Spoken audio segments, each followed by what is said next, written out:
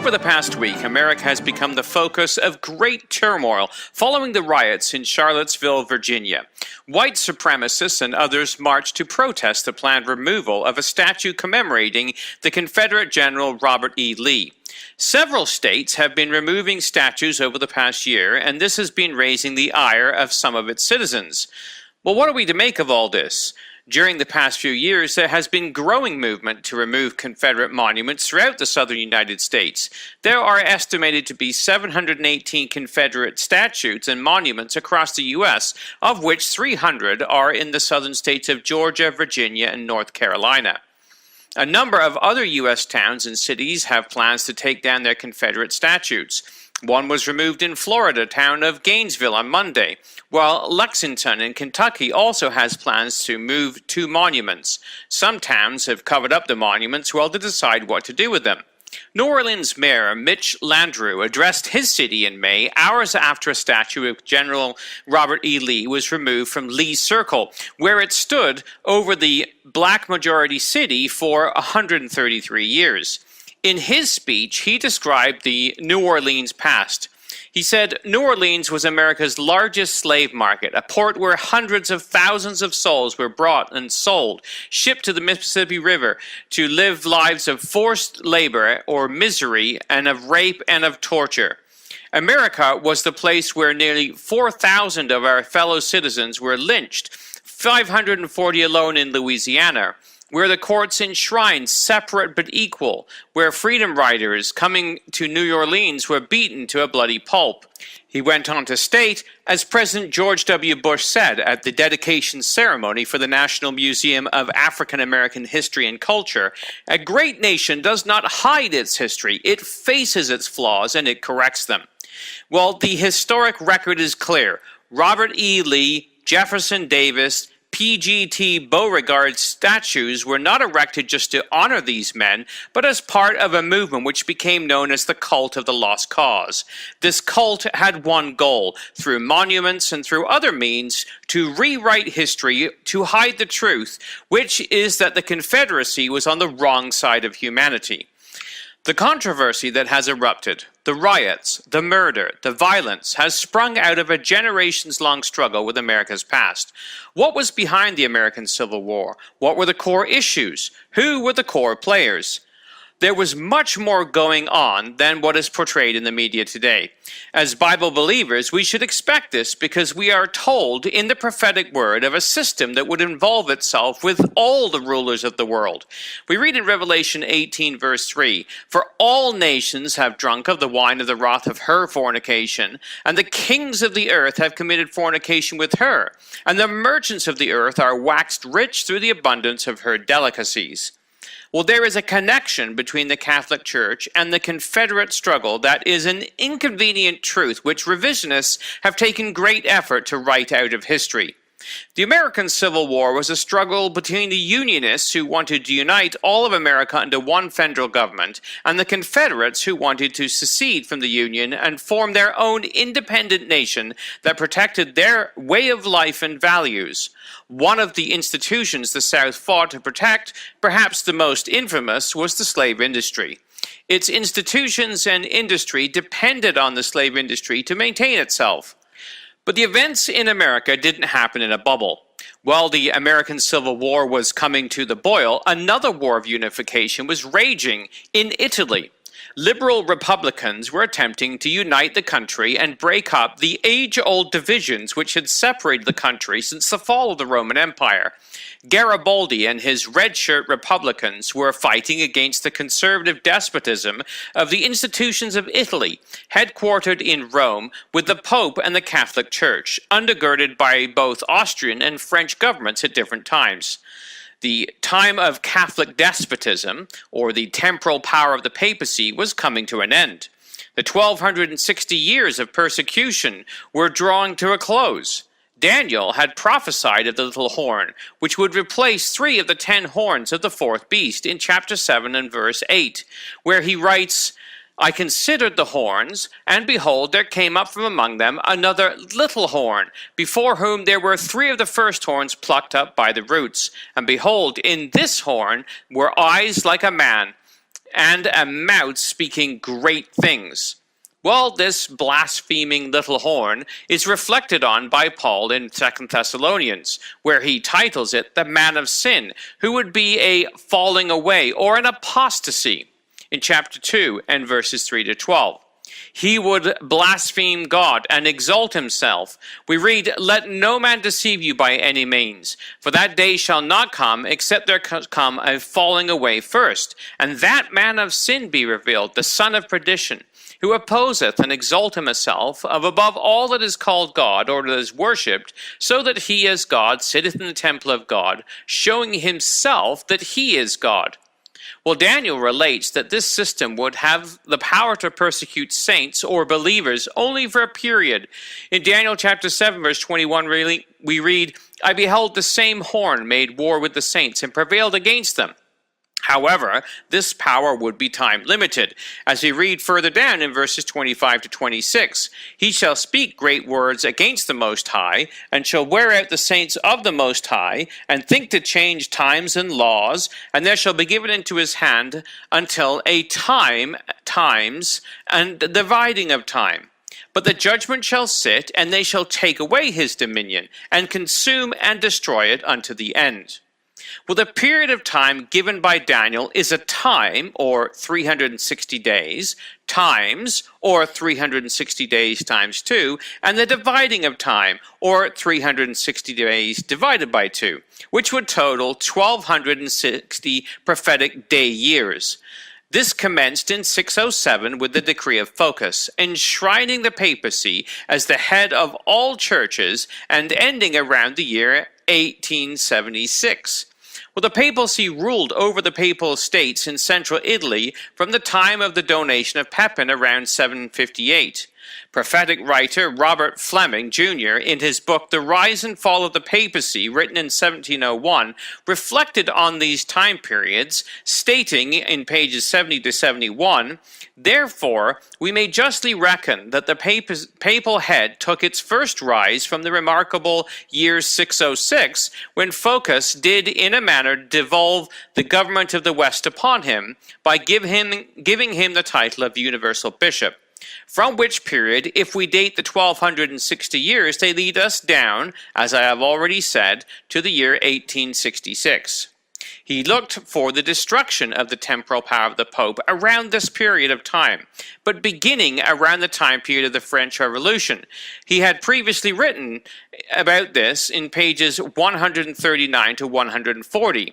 Where he said the fifth vial, which is to be poured out upon the seat of the beast, or the dominions that more immediately belong to and depend upon the Roman See, that I say this judgment will probably begin about the year 1794, and expire about the year 1848, so that the duration of it, upon this supposition, will be the space of 54 years.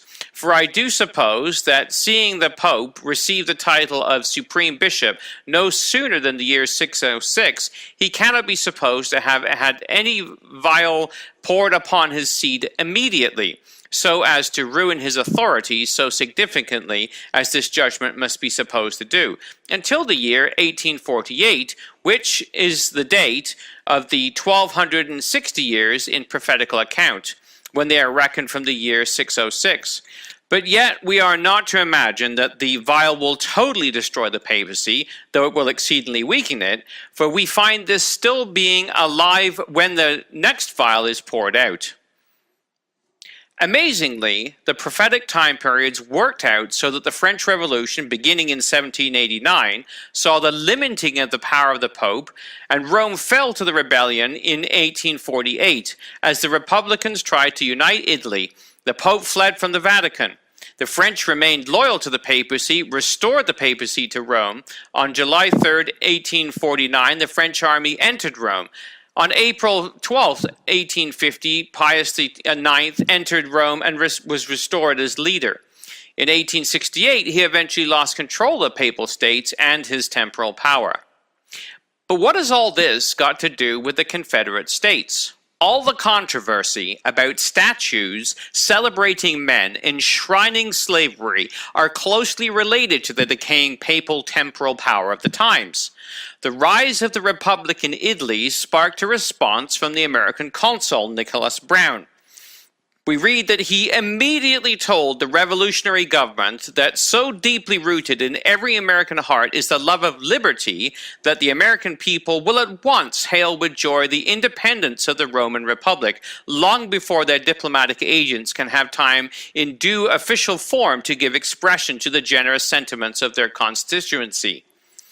Now, what's interesting about this is the northern states of America had supplied moral and military support to the Unionists of Italy, selling them ironclad warships to aid in their conquest against the Papal States and their French protectors. No doubt this had a negative impact on the relationship between the Americans and the papacy. According to the revisionist Catholic historian Robert Matassi, he says liberalism encouraged the uprise that drove Pope Pius from Rome. So the Pope opposed liberalism and a united Italy at every turn. As efforts for unification gained greater popular support throughout the peninsula, the Rome and Pope became increasingly conservative and autocratic in his opposition. After the rebellion, the Pope retaliated by opposing everything related to the failed Roman Republic. America had shown some degree of support for the Roman Republic and its liberal ideology, so the papacy's relationships with the United States suffered as a result. As long as the French expressed willingness to militarily uphold the Pope's secular control of Rome, the Pope was free to continue his opposition to liberalism. This is in the book, The Pope and the Presidents, the Italian Unification and the American Civil War, written in 2015. Well, the northern states of America were considered by the southern state Confederates to be infected by liberal republicanism, just as the southern Italian states, being united by Garibaldi, were viewed by the Catholic Church. Both the Confederates and the Catholics saw themselves as defenders of a way of life they wanted to hold on to. The Southern Confederates wanted their own laws to maintain the oppression of men through slavery. The Pope wanted to maintain his despotic temporal power over the Papal States and keep them locked into the medieval feudalistic system that had served the papacy well for so long. Now, the scriptures talk of the Catholic system as being traitors in souls of men. We read in Revelation 18, verses 11 to 13, "The merchants of the earth shall weep and mourn over her," the Catholic harlot system, "for no man buyeth their merchandise any more. The merchandise of gold and silver and precious stone and pearls and fine linen, purple, silk, scarlet, thyme wood, all manner of vessels of ivory, all manner of vessels of most precious wood and brass and iron and marble and cinnamon and odors and ointments and frankincense and oil and wine and fine flour and wheat and beasts and sheep and horses and chariots and slaves and the souls of men." Well, the church has traded in slaves and souls of men for many years, both through the physical slave trade, but also through the selling of indulgences to desperate widows who were told that their husbands, sons, and parents would not be delivered from the imaginary purgatory without paying the priests of the church for prayers for the departed. Well, on December 20th, 1860, the state of South Carolina announced that it would secede from the Union and become a separate republic. The federal government responded by calling on other states to send troops to suppress South Carolina. 6 southern states refused to comply and joined South Carolina to form the Confederate States of America, with Jefferson Davis as their president. When the liberal Republican Abraham Lincoln was sworn in as president, the South saw it as the end of their way of life. Now, most historians agree that it was the decision by Chief Justice Roger B. Taney, a Roman Catholic, that was the pretext for the Southern Confederacy's igniting of the Great American Civil War. Taney's decision in the Dred Scott versus Stanford case stated, "Blacks had no rights which the white man was bound to respect, and that the Negro might justify and lawfully be reduced to slavery for his benefit. He was bought and sold and treated as an ordinary article of merchandise and traffic whenever profit could be made by it. Well, this statement by Chief Justice of America was used as a pretext for defending the Southern way of life. Although from the North, he was considered one of the instigators of the Confederate South's case. This has been tactical policy of the Jesuits from their inception: divide a nation and conquer it. The Catholic Justice Taney statue was removed Friday, August the 18th, 2017, from the Mount Vernon place in Baltimore as part of the campaign to shut down glorification of the Confederate South. Well, the opening shot of the Confederate Rebellion rang out April 12, 1861, 1 month after Lincoln was proclaimed President of the United States, the 4th of March, 1861. The papacy saw the Confederates of the South as their champions on the continent and stuck their oar deep into the situation. Abraham Lincoln saw Catholic interference in American politics resulting in dire consequences. Canadian Catholic priest Charles Shinneke, and later friend of Abraham Lincoln, who authored the book 50 Years in the Church of Rome, quoted Abraham Lincoln as having stated, "I do not pretend to be a prophet, but though not a prophet, I see a very dark cloud on the horizon, and that dark cloud is coming from Rome. A cyclone such as the world has never seen will pass over this country, spreading ruin and desolation from north to south. Neither I nor you, but our children, will see those things." Well, Lincoln is quoted by Shinneke as stating, "The war, the Civil War that is, of 1861 to 1865, would never have been possible without the sinister influences of the Jesuits." Well, who fired the first shots? It was, of course, General Beauregard, who was the first Confederate general officer and then appointed as Brigadier General in the Provisional Army of the Confederate States. He was a Roman Catholic and the man who ordered the first gun to be fired at the Union armies at Fort Sumter on the 12th of April, 1861, beginning the Civil War. General Beauregard's statue was removed from New Orleans on May the 17th, 2017. Well, the president of the Confederation was Jefferson Davis.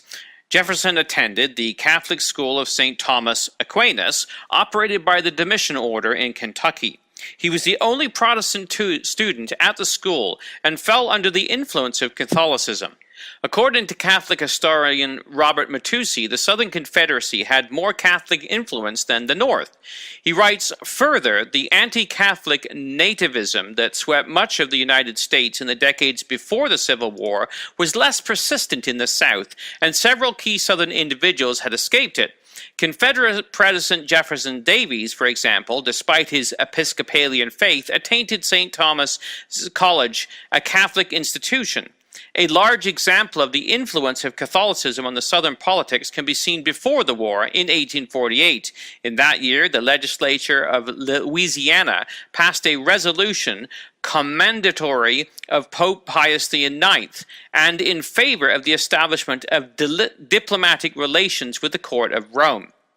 Well, Davis sought the Pope's recognition for the Confederation in a letter he wrote September 1863 and sent it by the hand of a man named Ambrose Dudley Mann, Commissioner of the Confederate States of America for Belgium and the Vatican, who arrived at the Vatican November 1863. Pope Pius IX's response in December addressed his letter to the illustrious and honorable Jefferson Davis, President of the Confederate States of America, Richmond.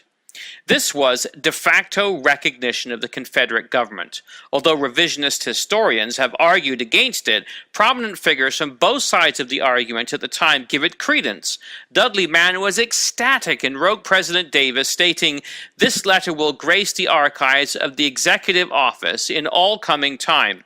It will live too forever in history as the production of the first potentate who formally recognized your official position and accorded to one of the diplomatic representatives of the Confederate States an audience in the established court palace." The Times-Picayune in occupied New Orleans and the center of the Southern Catholicism recorded one of our journalists asserts that the address, "The Illustrious and Honorable President," is a virtual acknowledgement by the distinguished personage of the independence of the Southern Confederacy. And this is from a letter in the New Orleans newspaper, January of 1864. Roman Catholics of the day attested to the letter as being recognition. A Father John Bannon, a Confederate Catholic chaplain born in Ireland and living in Missouri, was approached by the Confederate government and asked to lead a mission to Ireland to try to dissuade Irishmen from immigrating to the north and enlisting in its military. He met the Pope in October 1863. He certified across Ireland that the letter was recognition of the Confederate government by the papacy. Even General Robert E. Lee, the leader of the Confederate armies, confirmed the same. In a book called The Unconquerable Heart, Jefferson Davis, writer Felicity Allen states, even Robert E. Lee, pointing to his own portrait of Pius IX, told a visitor after the war that he was the only sovereign, that is the Pope, in Europe who recognized our poor Confederacy. The statue of General Robert E. Lee was removed on May 19, 2017, the last of the 4 Confederate monuments in New Orleans to be taken down. Well, Lee wasn't the only one to see things this way. The Cincinnati Enquirer, January 19, 1864, ran a headline, "Recognition of the Confederate Government by the Pope in Rome, Important Correspondence." At the end of the war, President Davis was imprisoned, and pious affinity to the failed Confederacy and its president was firmly demonstrated. We read that Pius sent Jefferson Davis an autographed photo of himself while Davis was imprisoned after the war. On the photo, the Pope offered the former Confederate the words of Christ that the oppressed should turn to God, and that he would give them rest, handwriting in Latin the words of Matthew 11, verse 28. Well, in New Orleans' Confederate Civil War Museum, there is a crown of thorns. And this crown of thorns was weaved for Jefferson Davis, President of the Confederacy, by Pope Pius IX. The Pope sent it as a sign of compassion, while the Pope himself was prisoner in the Vatican after the fall of the Papal States under the forces of Garibaldi. The Jefferson Davis statue was removed in New Orleans Thursday, May 11th, 2017. Well, following the Civil War, President Lincoln was gunned down by the Catholic John Wilkes Booth, who was aided by Jesuit conspirators. The forgotten story is recorded in Charles Schinnecke's book, 50 Years in the Church of Rome. Schinnecke, historian Constant Head, and Booth's own sister, Asia Booth Clark, all confirmed that Booth had converted to Catholicism. Catholic historian Robert Matussi drew a connection between the assassination of Lincoln and Pius IX. He writes, the church became involved in the aftermath of the Lincoln assassination. John Surratt, a Catholic accused with his mother and several friends of conspiring to kidnap and assassinate President Lincoln, was pursued by Union forces in the aftermath of President Lincoln's assassination. Rather than being captured, tried, and hung like his mother, Mary Surratt, John Surratt managed to escape with the aid of the Catholic Church. He was smuggled to Rome, where he ultimately served Pope Pius in the papal Zuvars. While the Pope's actions towards Jefferson Davis certainly showed personal affinity between the two figures, the acceptance of John Surratt into the papal military fostered the belief that the Pope's sympathy was more widespread among former Confederates than just toward the Confederate president. This is very similar to the Catholic rat lines that smuggled Nazi war criminals out of Germany into South America following the fall of Nazi Germany. They traveled using Vatican-issued Red Cross passports through a series of Catholic churches, monasteries, and safe houses, until safely spirited away from the men who were trying to bring them to justice for their crimes against humanity, and specifically for the Holocaust. Well, while the removal of statues of Confederates has caused much uproar in the United States today, what has been forgotten is the connection between these men and the Vatican. They were the tools of the Vatican that tried to hold on to despotic grip over the Papal States and maintain its influence in the world. As we read in Revelation, all nations have drunk of the wine of the wrath of her fornication. The kings of the earth have committed fornication with her, and the merchants of the earth are waxed rich through the abundance of her delicacies. Well, while the Confederacy did not rise from the dead, and its monuments are being removed today, the Vatican survived by confederating itself with the fascist Prime Minister Benito Mussolini in 1929. The Vatican signed an accord with Mussolini whereby the Italian government agreed to give the Church financial compensation for the loss of the Papal States and recognized the Vatican City as an independent state. So, no longer a temple power, it became the smallest state in the world, a single city. And we read of this, of course, in Revelation 17, verse 18. Here is the mind which hath wisdom. The 7 heads are 7 mountains on which the woman, the harlot of Revelation, sitteth. And the woman which thou sawest is that great city which reigneth over the kings of the earth. The Confederation may have been destroyed long ago, and its statutes are taken down today, causing an uproar. However, nothing will parallel the uproar when the great city and its statues are destroyed at Christ's return. We read in 2 Thessalonians 2 verse 8 that when that wicked shall be revealed, whom the Lord shall consume with the spirit of his mouth and destroy with the brightness of his coming. Or, as the words of Revelation puts it, therefore shall her plagues come in one day, death and mourning and famine, and she shall be utterly burned with fire. For strong is the Lord God who judgeth her. And the kings of the earth, who have committed fornication and lived deliciously with her, shall bewail her and lament for her, when they shall see the smoke of her burning, standing afar off for fear of her torment, saying, Alas, alas, that great city Babylon, that mighty city, for in 1 hour her judgment is come. Revelation 18, verses 8 to 10. So keep watching the Bible in the News, for greater turmoil is to come. This has been Jonathan Bowen joining you.